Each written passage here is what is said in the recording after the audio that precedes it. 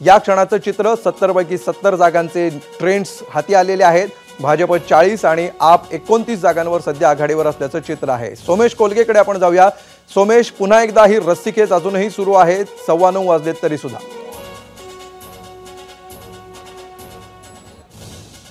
खरंच जसजसा सूर्य उगवतोय आणि सूर्याचं ऊन प्रखर होत चाललंय तसतसे निकाल स्पष्ट होत आहेत असं आपण म्हणू शकतो। परंतु अजूनही दिल्ली विधानसभेमधील अस्पष्टता आणि संदिग्धता कायम आहे। कारण हे आकडे जरी 34 आणि 35 असे दिसत असले तरी सुद्धा इतकं नक्की आपण म्हणू शकतो की बहुमताचा आकडा हा स्पष्ट असेल आणि असा अंदाज याकरिता वर्तवला जातोय। कारण ही सगळी प्रयोगशाळा झाली होती दिल्ली वेगवेगळ्या राजकीय प्रयोगांची आणि या विधानसभा निवडणुकीमध्ये सर्वाधिक प्रयोग हे आम आदमी पक्षाकडूनही केले गेलेत, भारतीय जनता पक्षाकडूनही केले गेलेले आहेत आणि त्यामुळे ज्यांचे प्रयोग यशस्वी ठरतील ते निवडणूक जिंकतील असं आपण नक्की म्हणू शकतो।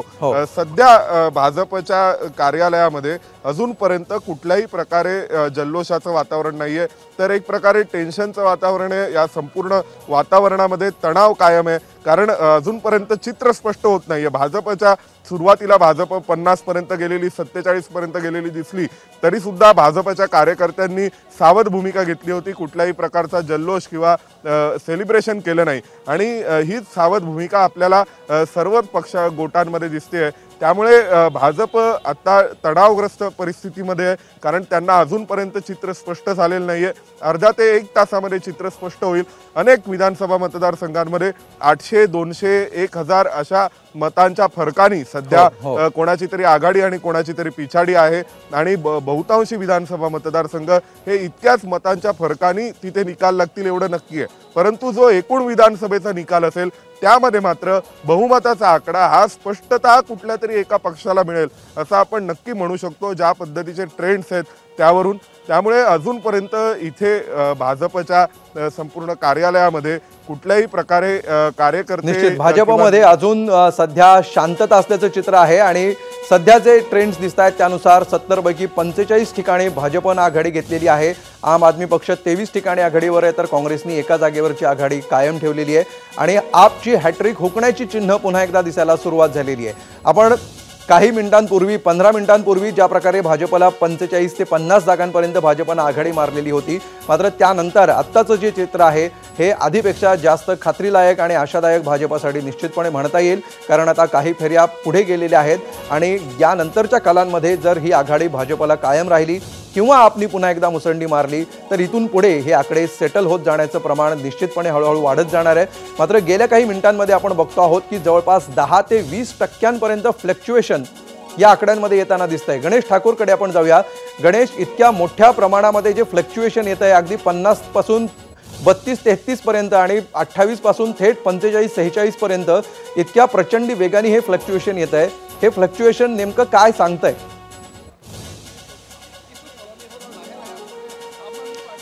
काय विनिंग मार्जिन कमी असणार आहे ह्याचं उत्तर हेच आहे की विनिंग मार्जिन जे काही असेल, कारण मी जे बघतोय करवल नगरमधनं कपिल मिश्रा 3000 मतांनी पुढे आहेत, तर त्रिनगरमधनं भाजपाचे तिलकराम गुप्ता हे 3000 मतांना आहेत, बवानामधून भाजपचे रवींद्र इंद्रध्वज हे 2600 मतांनी पुढे आहेत। तर अशा जे मार्जिन आहे तिथे 2500-3000चं मार्जिन आहे आणि म्हणून 1-2 राऊंडमध्ये हे मार्जिन कापता येतं, त्याला त्या उमेदवाराला मागे टाकता येतं आणि म्हणून अशाच प्रकारचे ट्रेंड्स पुढे मागे होत राहतील।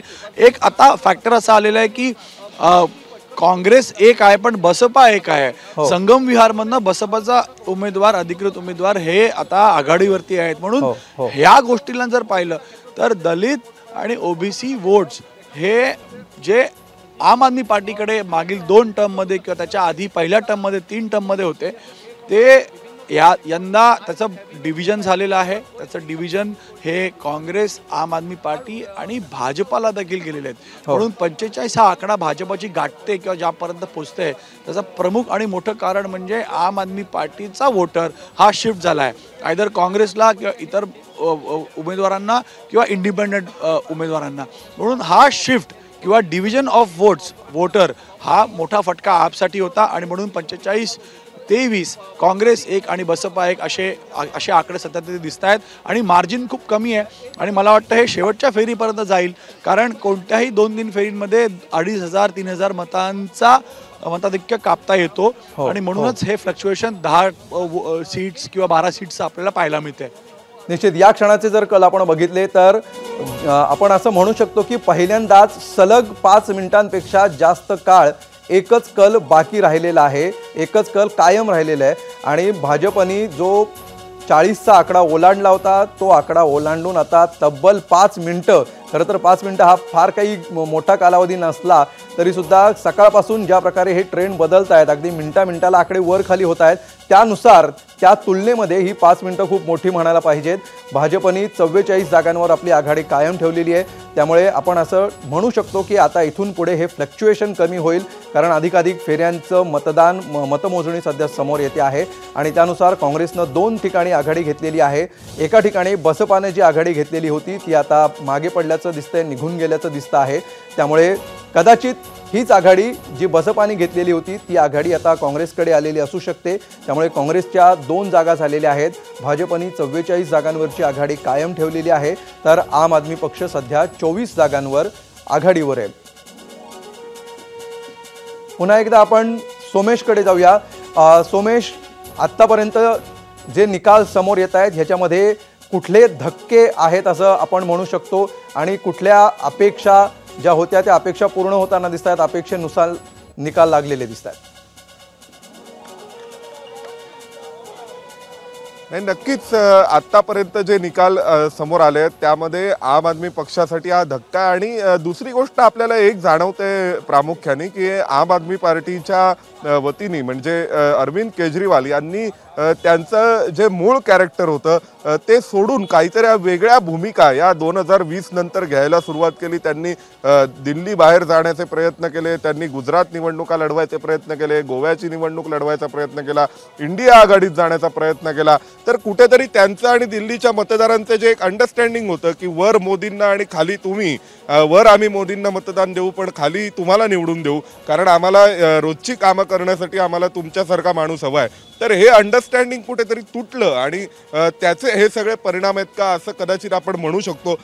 सध्या निवडणूक आयोगाच्या अधिकृत वेबसाईटवर जे आपल्याला दिसतंय त्यानुसार 15 जागा अशा आहेत की जिथे भाजप आघाडीवर आहे आणि 4 जागांवर आम आदमी पक्ष आघाडीवर आहे आणि या 15 पैकी केवळ काही 5 ते 6 जागा अशा आहेत की जिथे 4 आकडी फरक आहे मतांचा. निश्चितपणे सोमेश, अजून एक जे महत्त्वाचे अपडेट सध्या समोर येत आहेत त्यानुसार आत्तापर्यंतच्या मतमोजणीमध्ये भाजपचा वोट शेअर हा 50% अधिक असल्याचं समोर आलेलं आहे.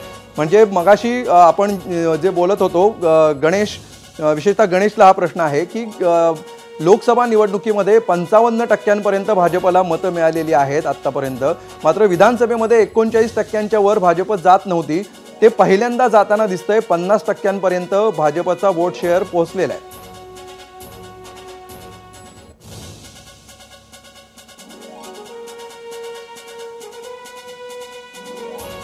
गणेशपर्यंत सध्या आपला आवाज पोहोचत नाहीये. पुन्हा एकदा आपण संपर्क प्रस्थापित करण्याचा प्रयत्न करूया.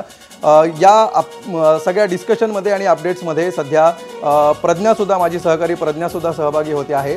प्रज्ञा, या क्षणाचे अपडेट्स. खरं अमोल, जे अपेक्षित होतं तसंच काहीसं होताना दिसतंय, कारण का जे एक्झिट पोल हाती आलेले होते, भाजपला बहुमत मिळेल, भाजप सत्ता स्थापन करेल असा अंदाज वर्तवला जात होता आणि आता तसेच चित्र, तसेच आकडे हाती येताना दिसत आहेत. कल हाती आलेले आहेत. भाजप 48 जागांवर आघाडीवर आहे, आप 20 जागांवर. काँग्रेसचा परफॉर्मन्स हा अत्यंत वीक आपल्याला पाहायला मिळतोय अमोल. अवघ्या 1 जागेवरती काँग्रेस आघाडीवर आहे. खरं तर शेवटपर्यंत काँग्रेसमध्ये कन्फ्युजन होतं की आपला पाठिंबा द्यायचा, इंडिया आघाडी म्हणून लढायचं की स्वतंत्र लढायचं, अरविंद केजरीवाल यांच्या विरोधात लढायचं. आणि अगदी शेवटच्या टप्प्यामध्ये अरविंद केजरीवाल यांच्या विरोधात उभं राहण्याचा निर्णय काँग्रेसनं घेतला आणि हीच काहीशी संभ्रमावस्था काँग्रेसला महागात पडल्याचं आपल्याला दिसतंय, कारण का अवघ्या 1 जागेवरती काँग्रेस आघाडीवर आहे आणि इतर पक्ष 1 जागांवर आघाडीवरती आहे. जसं आपण पाहतोय दिल्लीमध्ये 70च्या 70 जागांवर आप आणि काँग्रेस परस्पर विरोधात लढतायत. भाजप 68 जागांवर लढते. 2 जागा त्यांनी जनता दल युनायटेड आणि LJP साठी सोडलेल्या आहेत. तर 70 जागांवरती भाजप, माफ करा, आप आणि काँग्रेस आमने सामने आलेली आहे. एकीकडे इंडिया आघाडीच्या एकतेचे संदेश दिले जातात. पण दुसरीकडे आप 19 वर येताना आपल्याला दिसतंय आणखी एक जागा कमी होताना दिसतेय. अर्थात हे प्राथमिक कल आहेत, अजूनही निकाल कन्फर्म निकाल हाती यायला काहीसा वेळ जाणार आहे. भाजपचा वारू, विजयाचा वारू हा प्रचंड वेगानं पुढे जाताना आपल्याला दिसतोय. 48 जागांवर भाजपनं आतापर्यंत आघाडी घेतली. सगळ्यात महत्त्वाचं म्हणजे नवी दिल्ली, जिथे अरविंद केजरीवाल उमेदवार आहेत, तेथे प्रवेश वर्मा भाजपमधून त्यांच्या विरोधात लढतात आणि अरविंद केजरीवाल जे माजी मुख्यमंत्री होते ते पिछाडीवर आहेत. हा एक खूप मोठा धक्का आपला म्हणावा लागेल आणि पहिल्यापासून त्यांची पिछाडी आपल्याला कायम दिसतेय. संदीप दीक्षित काँग्रेसचे नवी दिल्लीतून पिछाडीवर आहेत, त्याच्यामुळे हा एक मोठा धक्का काँग्रेसला मानला जातोय. आप गेले 2 टर्म म्हणजे 2015 आणि 2020 मध्ये जिंकून आलेली आहे. अगदी 2020चा जर आपण विचार केला तर 70 पैकी 62 जागांवरती आपनं बाजी मारलेली होती. 8 जागांवरती भाजपला समाधान मानावं लागलं होतं. याच मुद्द्यावरती जाऊयात. गणेश ठाकूर आपले प्रतिनिधी सध्या आपल्यासोबत आहेत. गणेश, 2020च्या निवडणुकीमध्ये हाती आलेल्या अवघ्या 8 जागा आणि आता 49 जागांवर असलेली भाजपची आघाडी, हा स्विंग गेल्या 5 वर्षात कसा बदलला?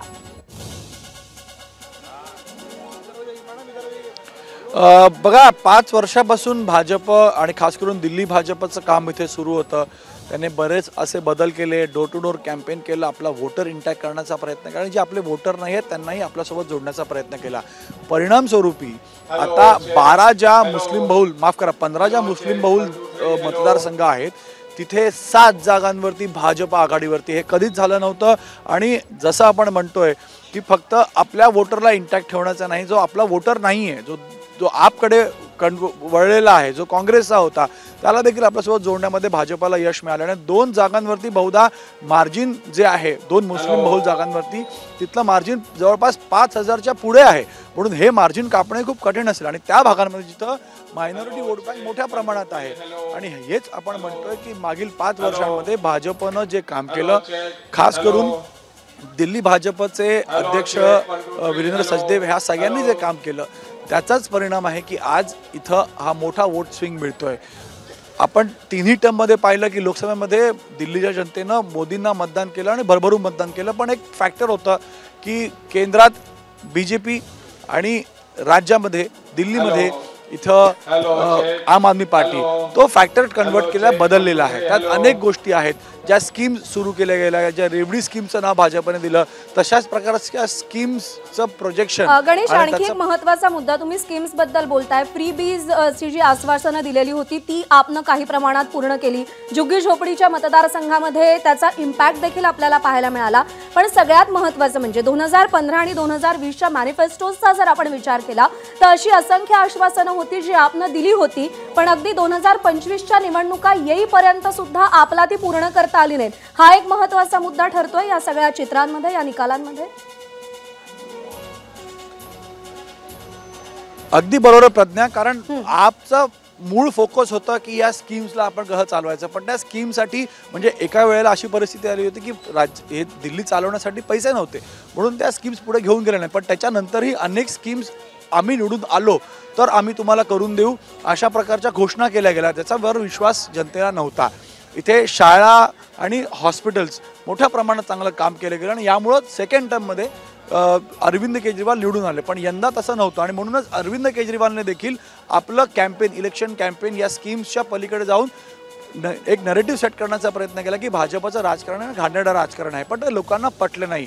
भाजपनं दुसऱ्या बाजूला, जसं मी म्हणालो की बजेटमध्ये 12 लाखाचा एक मोठा गेम चेंजर ठरला. कारण इथल्या लोकांना ते वाटलं की आता भाजप देखील, कारण बघा लोकांकडे जे असतं त्याच्या पुढे जाण्याचाच विचार लोकांकडे असतो की माझ्याकडे काय हातात आहे पण मला आणखी हवं आहे, ही विचारधाराच लोकांची असते, जनतेची असते. म्हणून भाजपने जर दिलं तर लोकांना एक विश्वास बसला की भाजप देखील आता सर्वसामान्य नागरिकांचा विचार करते. या स्कीम्स तर आपल्याकडे आहेत, भाजप त्या स्कीम्स बंद करणार नाही, पण भाजप आणखी काय देते, आणखी काय देऊ शकतं, कारण केंद्रात भाजप आहे. आणि एक फॅक्टर जे कॅम्पेनमध्ये भाजपकडनं वारंवार सांगण्यात आला तो म्हणजे जर दिल्लीला पुढे न्यायचं आहे तर केंद्र आणि दिल्ली दोन्हीकडे भाजप असली पाहिजे. पोल्युशनचा मुद्दा होता. इथं ज्या सुविधांच्या वरती आपण दिल्लीमध्ये निवडणूक लढत होते, पाणी, वीज, या मूलभूत सुविधा देण्याच्या पलीकडे भाजपनं आश्वासन देणार, एक विश्वास दिला की आम्ही ह्याच्या पलीकडे जाऊन तुम्हाला तुमचं एक लाईफस्टाईल बदलण्यासाठी बरंच काही करणार आहोत. बरोबर आहे. त्या म्हणजे मॅनिफेस्टोमध्ये दिलेली आश्वासनं पूर्ण करणं हे देखील किती महत्त्वाचं असतं हे या जे कल हाती येत आहेत त्यातून आपल्याला समजत असेल. अमोल, जर आपण बघितलं तर 2015चा किंवा 2020चा मॅनिफेस्टो आपण विचारात घेतला, यमुना नदी प्रदूषण मुक्त करणं असेल किंवा दिल्लीमध्ये जे प्रदूषण वाढतंय ते प्रदूषण कमी करणं असेल, दिल्लीला संपूर्ण राज्याचा दर्जा मिळवून देण्याचं आश्वासन असेल, ही कोणतीच आश्वासनं आपल्याला पूर्ण होताना दिसली नाहीत. टूटी हुई सड़कों की बात करते थे, सीवेज के ओवरफ्लो की बात करते थे, गंदगी की बात करते थे, गंदे पानी की बात करते थे, लेकिन अरविंद केजरीवाल इन मुद्दों से भागते थे. वो इस चुनाव को लुभाने की और वादों पे, झूठे वादों पे लाने की कोशिश कर रहे थे. दिल्ली की जनता ने दिल्ली के दर्द को समझा है और उस दर्द का जो निवारण है वो भारतीय जनता पार्टी कर सकती है. इस उम्मीद के साथ उन्होंने माननीय प्रधानमंत्री को वोट दिया. सीएम फेस कौन होगा? देखिए, हमारे लिए ये विषय गौण है. हम पहले भी कह चुके हैं, भारतीय जनता पार्टी का कार्यकर्ता मुख्यमंत्री बनेगा, केंद्रीय नेतृत्व तय करेगा. एबीपी माझा, उघडा डोळे बघा नीट.